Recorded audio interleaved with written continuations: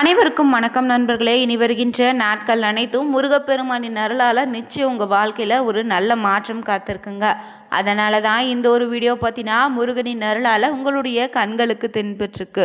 முருகப்பெருமான் பிடிக்கும்னா ஓம் முருகா போற்றி எனும் மந்திரத்தை 3 முறை பதிவிடுங்க. இன்னைக்கு இந்த ஒரு வீடியோவில் எதை பற்றி பார்க்க போறோம்னா, பழனிமலை முருகனை பார்த்தீங்கன்னா கட்டாயம் வழிபட வேண்டிய 4 ராசிக்காரர்கள் யார் யாருன்னு தான் தெரிஞ்சுக்க போகிறோம்.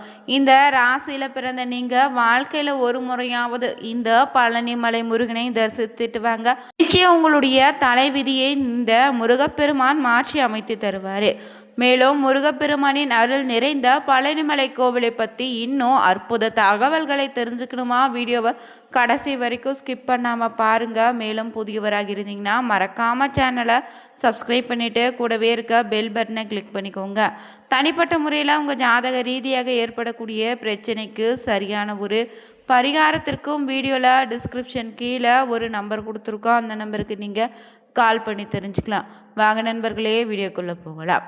ஜோதிட முறைப்படி பார்த்திங்கன்னா செவ்வாய் பகவானின் ஆதிக்கம் நிறைந்த ராசிக்காரர்கள்னா மேஷம், விருச்சிகம், சுக்கிரம் ஆதிக்கம் நிறைந்த துலாம்னு ராசிக்காரர்கள் நீங்கள் தாங்க. பழனி தண்டாயுதபாணி வழிபாடு ரொம்பவே சிறப்பான பலனையை ஏற்படுத்தி தரும். இவர்களோடு சேர்ந்து மகர ராசினருக்கும் பழனி முருகன் பார்த்தீங்கன்னா எளிதாக அருள் வழங்கிடுவார். குறிப்பாக வாசி வாரியான பழனி முருகன் வழிபாட்டில் அதிக பலனை பெறக்கூடிய நபர்கள் ஒவ்வொருவராக தெரிஞ்சுக்கலாம். மேஷராசி நண்பர்கள் முருகப்பெருமானின் வீரத்திற்குரிய நட்சத்திராதிபதி செவ்வாயாக இருக்கிறாரு. எனவே பழனி முருகனை வழிபட்டு வந்தால் உங்களுக்கு தைரியம், வெற்றி, தலை பண்பு மேலோங்கும். அடுத்தபடியாக பார்த்தீங்கன்னா துலாம் ராசி நண்பர்கள் பார்த்தீங்கன்னா இத்தலத்தில் இருக்கக்கூடிய போகரை, புலிப்பாணியும், சித்தரை வழிபட்டு வந்தீங்கன்னா உங்களுக்கு எதிர்பாராத நன்மையும் செல்வ வளத்தையும் பெற முடியுங்க. மூன்றாவதாக விருச்சிக ராசி நண்பர்கள் பார்த்தீங்கன்னா நீங்கள் செவ்வாய் பலம் நிறைந்த இந்த ராசிக்காரர்கள் பழனி அண்டவனை சஷ்டி விரதம் இருந்து வழிபட்டு வந்தீங்கன்னா சிறப்பான பலனை நிச்சயம் தருவார். மகர ராசி நண்பர்கள் பழனிமலையினுடைய அதிர்வுகள் உங்கள் ஜாதக அமைப்போடு ஒத்து போவதல்ல, சகல காரியம் உங்களுக்கு சித்தியாகும், நல்வாழ்க்கை அமையுங்க. மேலும் செவ்வாய் பகவானின் ஆதிக்கம் நிறைந்த பழனிமலை ஆண்டவனை தரிசித்துட்டு வாங்க. நிச்சயம் உங்கள் வாழ்க்கையில் ஒரு நல்ல மாற்றத்தை இந்த பழனி ஆண்டவர் ஏற்படுத்தி தருவார். இந்த பழனிமலை முருகப்பெருமான் பார்த்தீங்கன்னா முருகனுடைய அறுபடை வீடுகளில் அதிக அளவில் தினமுமே வந்து செல்லக்கூடிய திருத்தலம் தாங்க இந்த பழனி. சித்தர்கள் பலருமே வாழக்கூடிய மலைனாக இருக்கு. சிவ பக்தர்களுக்கு திருவண்ணாமலை எப்படியோ அதே போல தாங்க முருக பக்தர்களுக்கு பழனி மலையை சொல்லலாம். இங்கு சித்தர்கள் மட்டும் இல்லை, பக்தர்கள் பலருக்குமே முருகப்பெருமானே குழந்தை வடிவில் வந்து காட்சி தந்தக்கூடிய அதிசயம் நிகழ்ந்திருக்கு. இங்கு காவடி எடுத்து நேர்த்தி கடன் செலுத்தும் முறை உருவான இடமும் இந்த பழனி மலை தாங்க. அருள் நிறைந்த இந்த பழனிமலை மட்டிலிங்க அங்கு அனைத்தும் முருகப்பெருமானின் அற்புதமான செயல்களை போற்றி கூறும் விதமாக தான் இருக்கு. அப்படி முருகனுடைய அருள் எப்படிப்பட்டதுன்னு அனைவருமே உணரும் விதத்தில் இன்னுமே நீங்கள் பழனிமலைக்கு போனால் தங்கத்தேரை பார்த்தா இந்த ஒரு விஷயம் உங்களுக்கு நினைவுக்கு வரணும். முருகப்பெருமானுடைய அறுபடை வீடுகளில் 2வது படை வீடுன்னு சொல்லக்கூடிய பழனி தாங்க.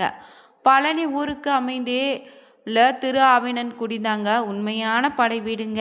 இருந்தாலும் பழனி மலை மீது அமைந்திருக்கக்கூடிய தண்டாயுதபாணியை தான் கோவிலை நாம் பார்த்தீங்கன்னா படை வீடாக வழிபடுறோம். ஆனால் பழனி சென்று முழு பழனியும் பெற வேண்டி நினைச்சிங்கன்னா முதல்ல பார்த்தீங்கன்னா ஊருக்குள்ளே இருக்கக்கூடிய திரு ஆவினன்குடி தலத்துக்கு இருக்கக்கூடிய இடுமன் மலைக்கு சென்று வழிபட்ட பிறகே பழனி மலை மீது இருக்கக்கூடிய இந்த தண்டாயுதபாணியை தரிசனம் செய்யணுமா. மேலும் இங்கே அதிசயங்கள் பல நிறைந்த தலம்னு சொல்லியிருக்கோம். இந்த தலத்தில் இருக்கக்கூடிய இங்குள்ள மூலம் கையில் தாண்டம் ஏந்திய நிலையில் ஆண்டி கோலத்தில் நின்ற கோலத்தில் காட்சி தராரு. இங்குள்ள முருகனுடைய சிலை போக சித்தரால் உருவாக்கப்பட்டதுங்க. நவபாஷணத்தால் ஆன இந்த சிலைக்கு பட்டு போற்றப்படும் பிரசாதங்கள் அனைத்தும் பலவிதமான நோய்களை தீர்க்கக்கூடிய அதிசயத்தை தருது. இந்த பழனிமலை பற்றி அனைவரும் அறிந்த ரகசியம்தான். ஆனால் முருகன் கோவிலில் தங்கத்தேர் உருவான சுவாரஸ்யமான கதை ஒன்று சொல்கிறேன், அதை நீங்கள் கேட்டுக்கோங்க.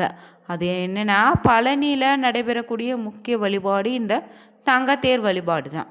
முதல்ல இந்த பழனி மலை கோவிலில் தங்க ரதம் அமைக்கப்பட்டுச்சு.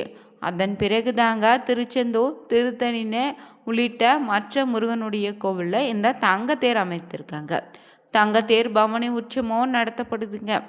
முருகனை மனதார நம்பி வழிபடக்கூடிய பக்தர்களுக்கு முருகன் பார்த்தீங்கன்னா எப்படி அருள் புரிவார்னு என்பதற்கு மிகப்பெரிய சாட்சியாக இன்னும் பழனி மலையில் இருக்குதுங்க இந்த தங்கத்தேர். பழனியில் பார்த்தீங்கன்னா சாதுசாமின்னு ஒருவர் இருந்திருக்காரு. அவர் தினமும் மலை மீது ஏறி வந்து முருகனை தரிசித்துட்டு கண்ணீர் விட்டு அழுவாராம்.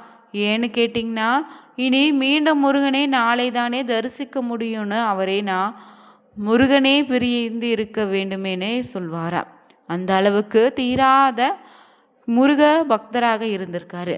அவரை பெரும் செல்வந்தராக இருந்த முருகேச முதலியார் பார்த்தீங்கன்னா வந்து தரிசித்திருக்காரா. முருகேச முதலியார் பழனி கோவிலுடைய நிர்வாகி தாங்க. சாதுசாமியிடம் போய், சாமி, என்னிடம் அளவில்லாமல் செல்வம் இருக்கு, ஆனால் பல காலமாக எனக்கு குழந்தை இல்லை, என்னுடைய குறை போக நான் என்ன செய்யணும், அதுக்கு ஏதாவது வழி இருக்குதான்னு கேட்டிருக்காரு.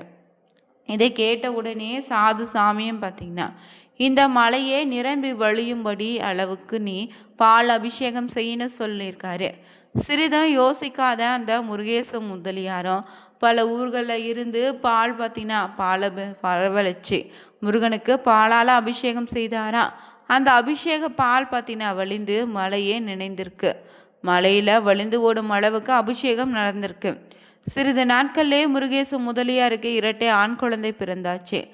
ஆனந்தம் பக்தியும் உணர்ச்சி பெருக்கல பழனிமலைக்கு ஓடி வந்த முருகேச முதலியார் பார்த்தீங்கன்னா சாதுசாமி காலை விழுந்துட்டு, சாமி, நான் ஒன்றா கேட்டேன், ஆனால் முருகனோ எனக்கு இரண்டாக கொடுத்து விட்டார். முருகப்பெருமானுக்கு நான் ஏதாவது செய்ய வேண்டுன்னு நினைக்கிறேன், என்ன செய்ய வேண்டுன்னு சொல்லுங்கன்னு கேட்டாரா. அதற்கு பார்த்தீங்கன்னா சாதுசாமியும், நீ கொடுத்தா முருகன் வாழ போகிறாரு, அனைத்தும் அவனுடையது, உன்னுடைய ஆத்ம திருப்திக்காக அவனுக்கு இங்கு தங்கத்தேர் செய்து வைன்னு சொன்னாரா. உடனே தாங்க முருகேச முதலியாரும் தங்கத்தேர் செய்து வந்து கோவிலுக்கு காணிக்கையாக கொடுத்தாரு. அவர் அன்று காணிக்கையாக அளித்த தங்கத்தேர் தாங்க இன்னுமே நம்ம பழனி மலையில் பார்த்தீங்கன்னா பவனி வருதுங்க. குழந்தை இல்லாதவங்க இங்கு பழனி முருகனிடம் வேண்டிக் கொண்டு குழந்தை பிறந்த உடனே இங்கு வந்து தங்கத்தேர் இழுத்து வழிபாடு செய்கிறாங்க. தங்கத்தேர் இழுப்பதற்கு இங்கு 2000 ரூபாய் தேவஸ்தானத்தில் செலுத்தணும். தினமும் மாலையில் பார்த்தீங்கன்னா நடக்கக்கூடிய இந்த தங்கத்தேர் உற்சவத்தில் இந்த குடும்பத்தில் சேர்ந்த 2 நபர்கள் மட்டுமே தங்கத்தேர் வடம் பிடித்து இழுக்க அனுமதிக்கப்படுதுங்க. மேலும் இங்கே தண்டாயுதபாணியுடைய விக்கிரகத்திற்கு 4 விதமான அபிஷேக பொருட்கள் மட்டும்தான் உபயோகிக்கிறாங்க. அவை நல்லெண்ணெய், பஞ்சாமிர்தம், சந்தனா, விபூதி மட்டுங்க. பன்னீர் மார்கழி மாதத்தில் மட்டும் உபயோகப்படுத்தப்படுது. இவைகளில் சந்தனமும் பன்னீரும் தவிர மற்றவை எல்லாம் தண்டாயுதபாணியினுடைய சிரசில் வச்சு உடனே அகற்றி விடுவாங்க. அதாவது அடி முதல் முடி வரைன்னு சொல்லக்கூடிய அபிஷேகம், முழு அபிஷேகம் சந்தனத்துக்கு பன்னீருக்கு மட்டும்தாங்க. இதில் சிரசு விபூதி என்பதே சித்தரின் உத்தரவால் பக்தர்களுக்கு கொடுக்கக்கூடிய ஒரு பிரசாதங்க. இது கிடைப்பது மிக புண்ணியன்னு சொல்லுவாங்க. மேலும் இங்கு அம்பாள், முருகர், அகத்தியர் இவர்களுடைய உத்தரவுக்கு பின்னாடி தான் போகர் இப்படி ஒரு சக்தி வாய்ந்த சிலையை செய்ய முயற்சியை எடுத்தாராம். இதற்காக 4000க்கும் மேற்பட்ட மூலிகைகளை பல இடங்களும் சென்று தேர்வு செய்து கொண்டு வந்தார். 81 சித்தர்கள் இந்த நவபாஷானத்தை போகர் சொற்படி தயார் பண்ணினாங்க.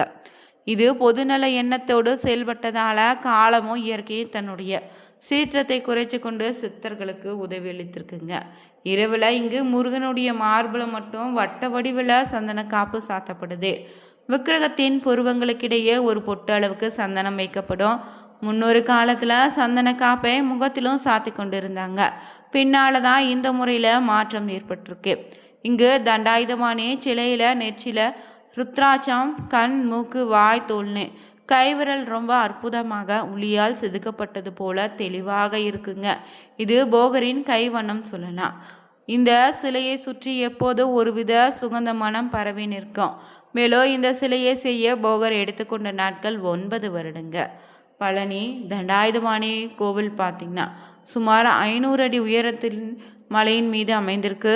மலைக்கோவிலுக்கு செல்ல படிப்பது யானை பாதைன்னு, மின் இழுவை ரயில், ரோப்கார், திருமஞ்சன பாதைன்னு 4 வழிகள் உண்டு. இந்த வீடியோ பதிவை பார்த்து கொண்டு இருக்கக்கூடிய நபர்கள் உங்களுக்கு பிடிச்சிருந்தா நீங்கள் எந்த ராசினர்னு மறக்காமல் கமெண்ட் பண்ணுங்கள். ஓ முருகா போற்றி எனும் மந்திரத்தை 3 முறை பதிவிடுங்க. அனைவருக்கும் நன்றி நண்பர்களே.